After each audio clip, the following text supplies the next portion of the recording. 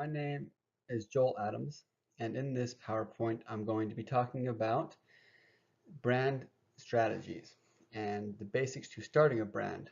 I'll first start off by talking about the missions, values, and objectives of how you start a brand, and then I'll talk about how we associate with these brands and a few brands that have been incredibly successful and that we associate with on a daily basis, and talk about how they become so successful. To start off on branding strategies, I want to talk about what I'm going to call your why. And this helps define the overarching purpose and of your organization or brand.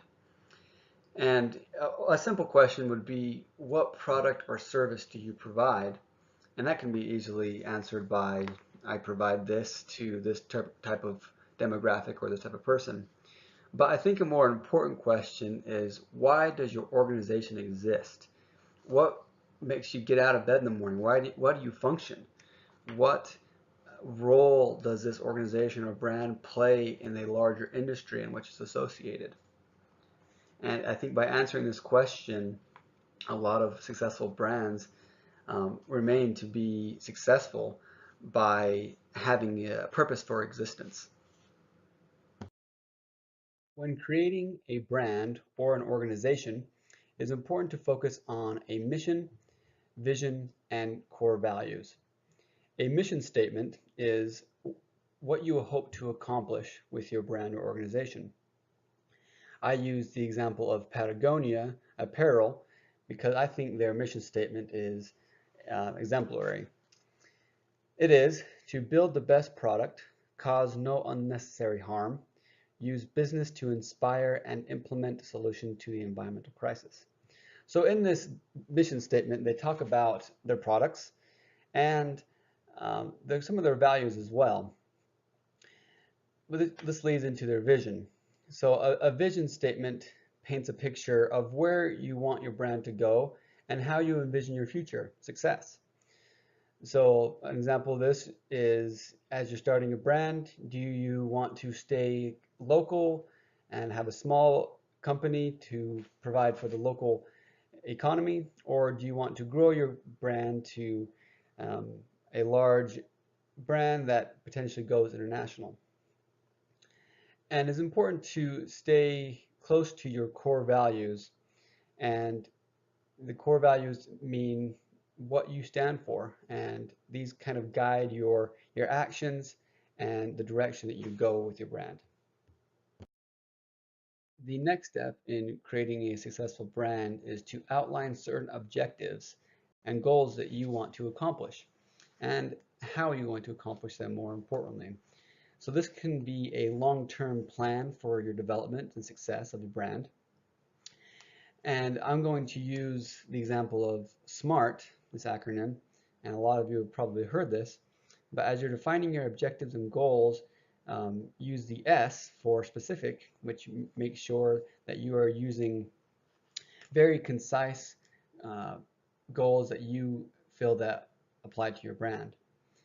M is for measurable, and it's important to measure goals because it keeps you on track of where you want to go, as you can relate back to your goals and see how you're doing on a time frame. A is for attainable, and as your brand grows, this might shift. As you become more powerful in a brand, your attainability of a goal might change dramatically. R is for relevant, so setting goals that you feel are pertinent to your success at the time, and some goals might be off in the future, but you want to make sure that you're staying to your goals that are relevant to what you see your brand doing in the future. And then T is for time. You want to make sure that you are staying within a time frame and setting a realistic time for your brand to develop, and set goals that kind of mark year one, I want to be at this certain place, year 2 up to year 5, or maybe even a longer plan. So you are staying within the time frame and allowing your brand to grow. Identity is one of the most important aspects of developing a brand. As we look at a lot of the companies and brands out there today, we are constantly seeing images and messages about what the brand stands for and how we can relate to the brand. I think that's one of the main aspects of marketers is they really try to sell their products to people and how they can relate to the most amount of people. And I break identity down into two things, and one is message and the other is relationship. So message talks about, the idea or concept that the brand is trying to give to the world. And one example of this is Apple products. I think Apple, the main message they're trying to give is that their products are sleek, innovative, and top of the line products that are going to be incredibly user friendly. And people really hold on to that. They love every product that Apple comes out with, and they keep demanding more of consumption because of this message that they are upholding. A relationship is the intimate aspect of a brand, and every day we have relationships with brands, going from our cell phones to the type of shoes we wear and how we develop core relationships with certain brands, and what we really prescribe to in those brands is all about identity. And marketers really play on this identity because they know that people want to look a certain way or use a certain product because of the identity they have created. So identity really goes along with the logo, and nowadays logo is a really media heavy idea where you can have different colors or images or fonts that set apart these logos, and even sometimes without seeing a letter or a word, we can attribute a picture to a certain brand, and that really goes into the identity of the brand and how they've designed that certain logo or icon to trigger a response. In this image, a branding company called Siegel and Gale asked 3,000 people in the United States and the United Kingdom to name the most common brands that they can think of. And this is the top 10 of that list, of that survey. And you notice that the top 4 really take most of the percentages. And I think all of us could see these brands without knowing who, the name of the brand, and instantly associate with the brand. And you could say that these are kind of the lion's share of the brands that we associate today. And you can see a lot of the media really pushing all over the sports world, outdoor world, in the Olympics, and a lot of these brands are present. Successful brands know who they are marketing to. This is called a target audience. A few things can help in doing research on knowing who your target audience is. The first is market segmentation. And market segmentation is breaking the entire population of potential customers down into various categories relevant to their purchasing preferences and tastes, and then identifying which categories may be interested in your product. This also goes into demographics. Demographics is based on where your audience is located, what age of person you are targeting to, and potentially their income level. And psychographics, kind of about that I talked about in market segmentation, is breaking down the tastes and preferences of the certain styles of products, of the people that you are targeting to. What do they like? What are they currently buying? And what do they prefer in a product? A few questions can be asked about how to identify a target audience, as seen on the screen.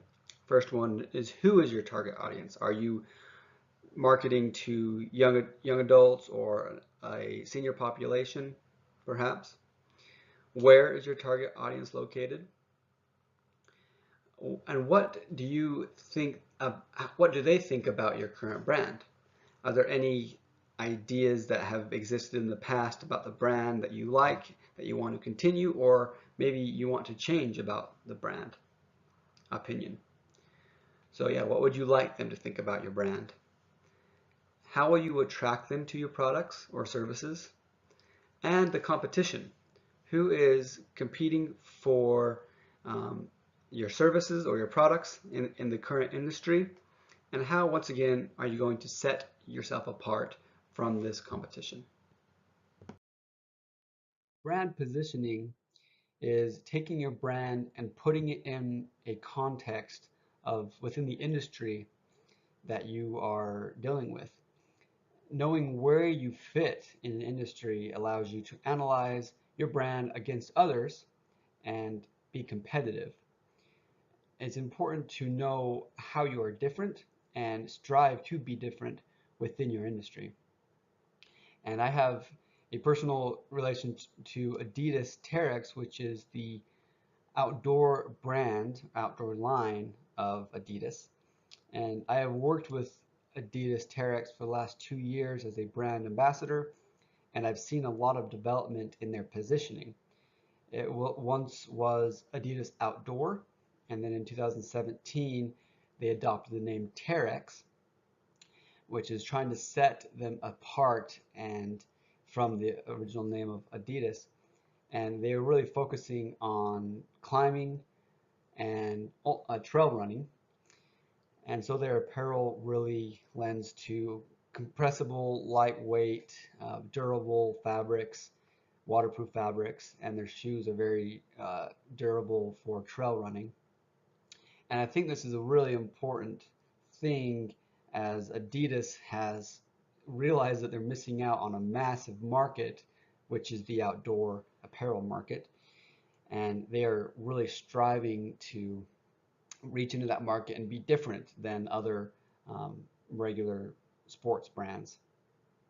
And they're continuing to grow as they recently acquired a shoe company called 510, which bases in climbing shoes and mountain biking shoes, I should say.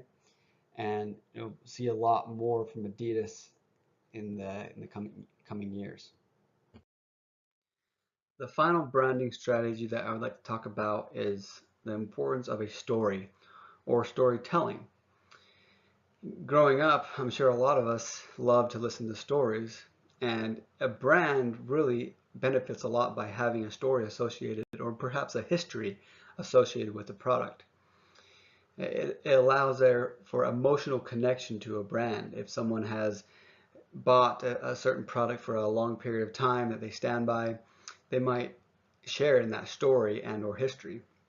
I use the example here of, once again, of Patagonia.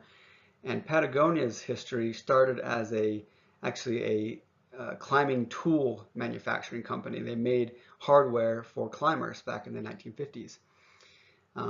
There wasn't a lot of companies out there doing that, and it was kind of a needs type of company. They just needed to fill a certain need for specific climbing tools. And as it evolved, there became a need for high quality, durable fabrics, waterproof, warm, compactable. And so that's how Patagonia got its start. It was all based on the needs of a certain demographic or certain taste of a climber group. And that has grown into skiing, snowboarding, surfing, fly fishing, paddling, and trail running now that Patagonia currently targets to. This ad that I have on the screen here says, "Don't buy this jacket." This was actually an ad by Patagonia, as they have really strived to give back to the environment and make their products environmentally friendly and sustainable. And this ad particularly was to promote reusing, repairing, and recycling their products. They have a big repair center that you can send in your products and get it repaired. They also have a recycling program where they have a used site that they sell old Patagonia products. So this ad goes back into that story of why it's important that Patagonia is sustainable and what they're trying to do, and build that story around sustainability and future environmental protection.